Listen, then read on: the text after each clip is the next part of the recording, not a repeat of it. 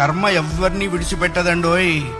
ఒకవేళ భగవంతుడైనా కాస్త ఎక్స్క్యూజ్ చేస్తాడు, కొంచెం కన్సెషన్ ఇస్తాడు, కొంచెం ఎగ్జంప్షన్ ఇస్తాడు. కర్మ చస్తే ఇవ్వరు. 1000 ఆవులు 1000 దూడలు ఉన్నాయి. దూడల కట్లు విప్పాం. ఏ దూడ దాని దగ్గరికి వెళ్ళి దాని తల్లి దగ్గరికి వెళ్ళి సరిగ్గా ఆగుతుంది. కర్మ కూడా అంతే.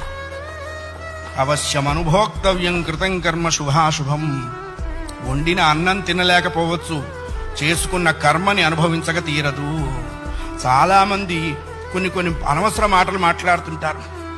బ్రతకదలుచుకోలేదు, చచ్చిపోదాం అనుకుంటున్నా.